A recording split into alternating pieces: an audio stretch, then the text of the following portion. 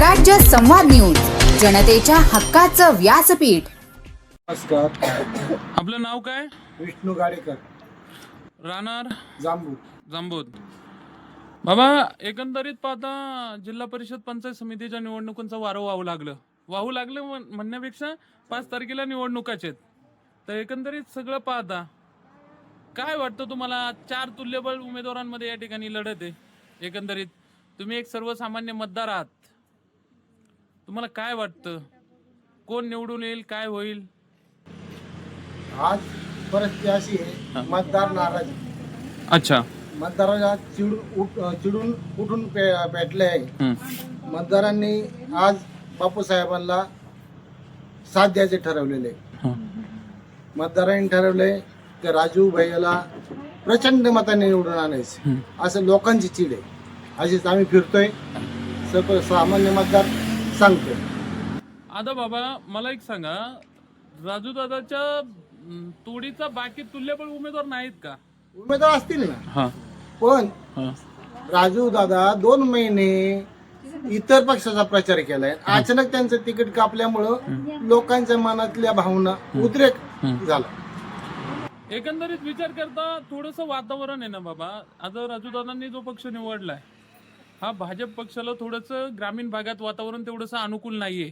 सर्वसामान्य शेतकरी असेल, त्यानंतर सर्वसामान्य मजूर असेल, सर्वसामान्य जी जनता आहे, सर्वसामान्य जे उमेदवार आहेत, हे उमेदवार थोडेसे नाराज दिसतात या पक्षावरती.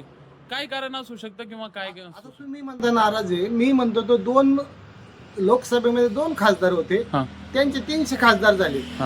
लोक नाराज असते, 300 खासदार झाले नसते. केंद्रात राज्य आहे, महाराष्ट्रात मुख्यमंत्री आहे, आता नगरपालिकेमध्ये त्यांना बहुमत मिळालेले. मतदार नाराज कसं काय म्हणायचं? मला मतदार नाराज म्हणायचं हे तुम्ही आम्हीच सांगितलेले. दुसरा एक विषय असा की 2 राष्ट्रवादी एकत्र झाल्याचा फायदा समोरच्या उमेदवाराला होईल का? काय होतं, कामापुरतं एकत्र झाले का लोकांना चीड येते. तुम्ही ते तटस्थ असले का, ते एकाच ठिकाणी राहिलं का त्याचा फायदा होतो. आता एकंदरीत पाहता राजू दादांना कमीत कमी तुमच्या जांबूत गावातनं किती मतांचं मताधिक्य असेल? इतर उमेदवारापेक्षा जास्त मतांनी असेल. अच्छा. साधारण पाहता जो मतदार आहे, सामान्य मतदार आहे, हा मतदार नक्की पाठीशी उभा राहील का?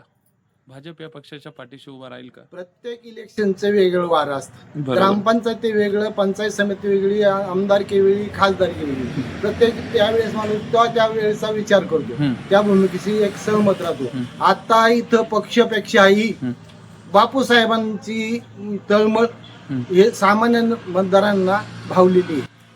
आता मला बाबा तुम्हाला एक प्रश्न विचारायचा असा की ज्या माणसाने 65 वर्ष एकनिष्ठ राहून एखाद्या पक्षाचं काम केलं आणि वयाच्या 85व्या वर्षी त्या पक्षानं त्यांना नाराज केलं किंवा पक्षाने त्यांना तिकीट दिलं नाही, वयाच्या 85व्या वर्षी त्यांना नाईलाजाने दुसऱ्या पक्षात प्रवेश करावा लागला, जे तुमच्यासारखे जे ज्येष्ठ नागरिक आहे, या ज्येष्ठ नागरिकांचं म्हणणे काय ह्या गोष्टीवरती? आता आमचं एकच म्हणणं आहे का तो माणूस थकला का त्या पाठीमागे जनता कमी राहते, असं लोकांना समज. पण ज्यावेळेस अशी भावना होते त्यावेळेस लोकांची सहानुभूती त्या ज्येष्ठ नागरिकाकडे वळली जाते ऑटोमॅटिक. अच्छा, धन्यवाद बाबा तुम्ही आमच्याशी बोलल्याबद्दल. धन्यवाद.